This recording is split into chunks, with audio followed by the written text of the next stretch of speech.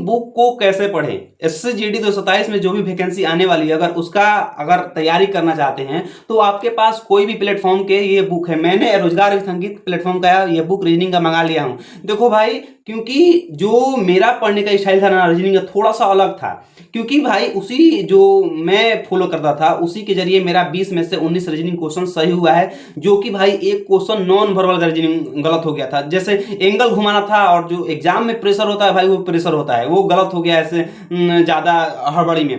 तो reasoning book को मैंने कैसे कंप्लीट किया था, मेरे जो पिछले साल था 2026 को मैंने रीजनिंग बुक ये बुक से ही और प्रैक्टिस से ही मैंने अपना रीजनिंग में 20 में से 19 क्वेश्चन सही किया हूं। तो ये स्ट्रेटेजी आप भी अपना सकते हैं।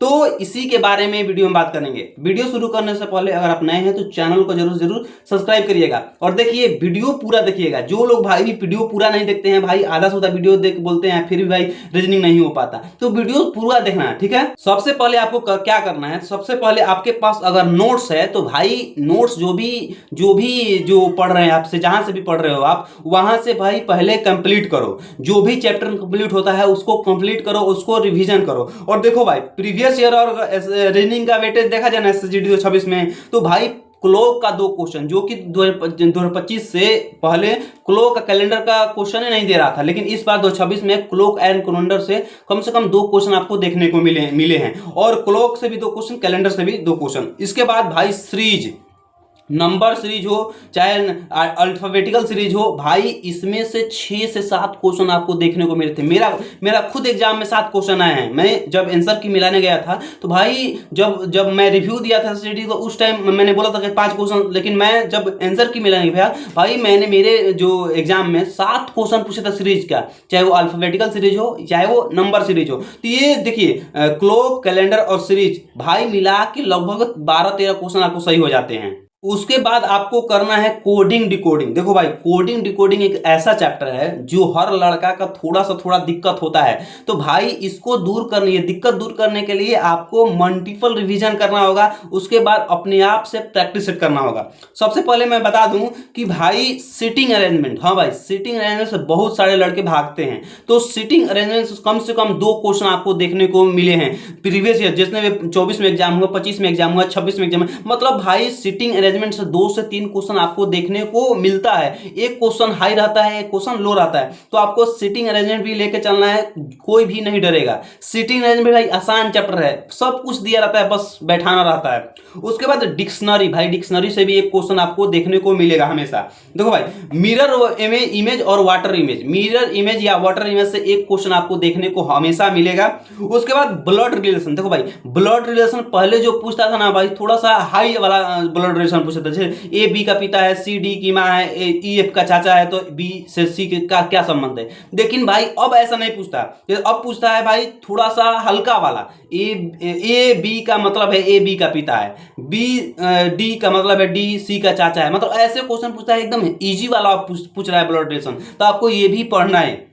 उसके बाद ऑर्डर सीक्वेंस, देखो ऑर्डर सीक्वेंस क्या होता है, देखो ऑर्डर सीक्वेंस होता है ना कि भाई ए बी से बड़ा है लेकिन सी से छोटा है, डी सी से बड़ा है लेकिन ए से छोटा है, मतलब ऐसे करके क्वेश्चन दिया रहता है और पूछता है सबसे बड़ा कौन है या सबसे छोटा कौन है। तो ये क्वेश्चन भी जो 26 में एग्जाम में पूछे गए हैं बहुत। उसके बाद बात करते हैं भाई न्यू जो नॉन वर्बल रीजनिंग है, भाई नॉन वर्बल रीजनिंग में भाई एंगल वाला क्वेश्चन, उसके बाद फिगर सीरीज दबा के पूछा है भाई, सबसे ज्यादा फिगर सीरीज पूछा है कि जैसे इसका संबंध इससे है तो इसका संबंध किससे होगा। उसके बाद एंगल वाला, जैसे कि एक सीरीज दे दिया, चार को चित्र दे दिया, उसके बाद ये पहला चित्र को रहने दिया और दूसरा चित्र को 45 डिग्री एंगल घुमा दिया, फिर उसके बाद 90 डिग्री, फिर 135 डिग्री, तो अब कितना डिग्री, मतलब ऐसे क्वेश्चन एंगल पे नहीं एंटी एंगल भी घुमाता था। तो ऐसे क्वेश्चन बहुत इस साल पूछे गए हैं। उसके बाद अब बात करेंगे कि भाई जो भी आपको बुक लिए हैं तो बुक को आपको कैसे पढ़ना है। देखो बुक पढ़ने के लिए सबसे पहले आप जो भी चैप्टर कंप्लीट करते हैं नोट्स से, जो भी बैच लिए हैं, अगर नहीं भी बैच लिए हैं, अगर आप यूट्यूब से पढ़े हुए हैं, जो भी पुराना स्टूडेंट या न्यू स्टूडेंट, तो सबसे पहले बुक को लीजिए, उठाइए, और बुक में जो भी आपका चैप्टर क्लास में खत्म हो चुका है उसमें बुक से आप कीजिए। और बुक से भाई एक बार से करने से नहीं होगा, बुक में आपको एक बार करेंगे तो आपको समझ में आएगा कि कैसा कैसा क्वेश्चन बुक में है, हमको क्या पढ़ना है। बहुत सारे स्टूडेंट यही धोखा खा जाते हैं कि उनको पढ़ना क्या है, पढ़ते क्या है। तो सबसे पहले जो भी चैप्टर आप पढ़े हैं जो क्लास में, उसको पहले आपको रिवीजन करना होगा। जो भी नोट्स बनाए होंगे उस पर रिवीजन करने के बाद आपको बुक उठाना है। जैसे कि एक एग्जाम्पल देते हैं आप लोगों का।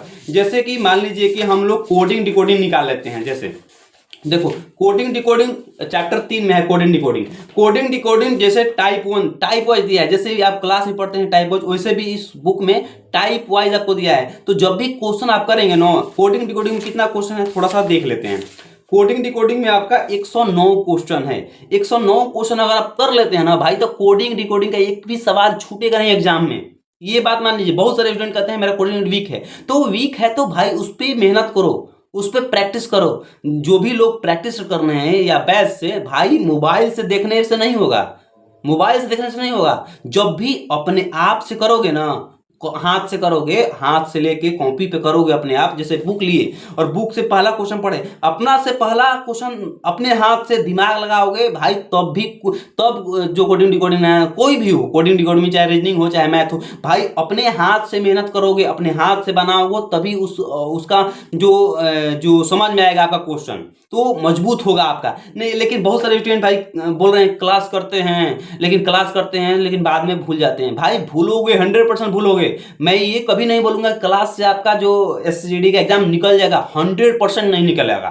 ठीक है, आपको अगर एससीजीडी का एग्जाम निकालना है तो भाई आपके पास कलम से आप अगर पेज पे रगड़ते हैं तो आपका एससीजीडी निकालने के लिए अपने से क्या काम करते हो। मान लीजिए कोई भी टीचर पढ़ाया, तो भाई पढ़ाने के बाद तुम क्या करते हो, ये मायने रखता है। कोई भी एग्जाम अगर निकालना है तो अपने से मेहनत करो, अपने से जो भी पढ़े हो उसको रिवीजन करो, बार बार प्रैक्टिस करो। नहीं आ रहा है उस पर रिवीजन करो। जैसे कि हम लोग बोले कि कोडिंग डिकोडिंग पढ़ लिए, तो भाई जब पढ़ोगे तो समझ में आ जाएगा कैसा कैसा क्वेश्चन है, हमको क्या पढ़ना है। तो भाई पहला बार में जो क्वेश्चन बन जा रहा है उसको छोड़ दो। सब मान लीजिए कि 113 114 क्वेश्चन जो भी बताए हैं इसमें क्वेश्चन है। उसके बाद जो ये तो नहीं होगा कि सभी क्वेश्चन बन जाएंगे, नहीं बनेगा। जो भी क्वेश्चन नहीं बन रहा है उसको देखना, आंसर इसमें दिया है पीछे, आंसर आपको देखने को पड़ रहा है, तो भाई आंसर को देखो, उसके बाद उस पर टिक मार दो। जो अपने से नहीं बन रहा है, चोरी नहीं करना है कि हाँ भाई थोड़ा सा मिस्टेक हो गया, तुमसे नहीं बन रहा है तो बस उसको गोला करो, ये टिक करो कि ये क्वेश्चन हमको दोबारा रिवीजन करना है।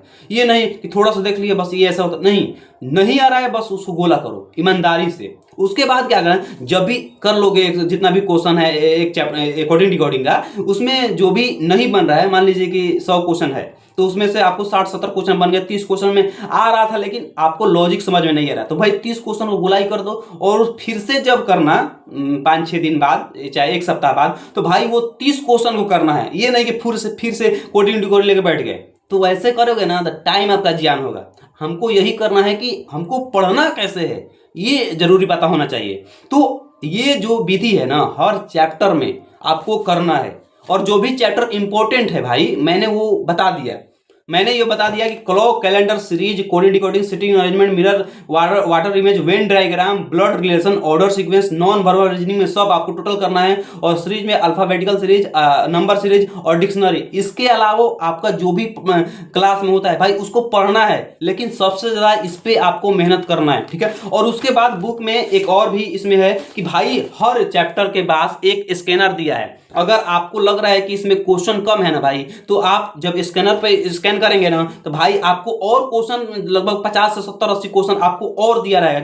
जैसे कि आपको तो क्लासिफिकेशन में आपको 78 क्वेश्चन है, 78 क्वेश्चन है। तो भाई अगर आप समझ रहे हैं ना कि भाई क्वेश्चन थोड़ा सा कम है क्लासिफिकेशन में, तो आप स्कैनर जब करेंगे ना स्कैन, तो भाई 2026 का भी एग्जाम जितना हुआ है या एक्सपेक्टेड जितना हुआ है वो सभी क्वेश्चन और अलग से देखने को मिल जाएंगे। तो ये किया है सभी अलग अलग चैप्टर में, और सभी चैप्टर में आपको स्कैनर देखने को मिल जाएगा। देखो एससीजीडी का अगर एग्जाम देना है ना भाई, तो इस बार आपको मैथ रीजनिंग आपको कंप्लीट करना होगा और अच्छी तरह से भाई, क्योंकि अगर सेक्शनल टाइमिंग आया भाई, तो अगर 15-16 पर अटक गए तो भाई आपका सिलेक्शन नहीं होगा। एक बात समझना, क्योंकि जो भी पुराना स्टूडेंट है भाई वो 15 मिनट पर प्रैक्टिस करेंगे, तो आपको कम से कम 16 17 17 18 टारगेट करना है। 15 मिनट में 16 17 18 टारगेट आसान है बिल्कुल। देखो जो भी क्वेश्चन आता है ना भाई, अगर 20 क्वेश्चन आता है तो उसमें 10 क्वेश्चन आपको 30 सेकंड लगता है बनाने में। 10 क्वेश्चन मतलब 10, एक क्वेश्चन 30 सेकंड, तो 20 क्वेश्चन में से 10 क्वेश्चन एकदम इजी रहता है, उसको 30 सेकंड में आंसर आप दे सकते हैं। तो ऐसे मान लीजिए 10 क्वेश्चन 300 मतलब 5 मिनट, 5 मिनट 6 मिनट 7 मिनट मानिए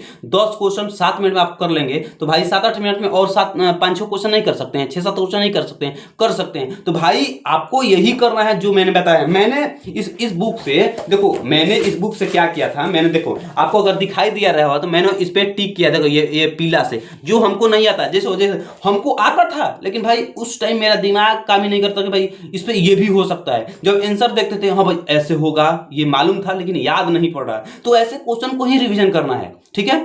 तो दबा के रिवीजन कीजिए, कोई भी दिक्कत नहीं होगा। कोई भी दिक्कत होगा तो इंस्टा पे मैसेज कर सकते हैं या आप कमेंट बॉक्स में अपना सुझाव दे सकते हैं। मिलते हैं नेक्स्ट वीडियो में। जय हिंद, आज के लिए इतना ही।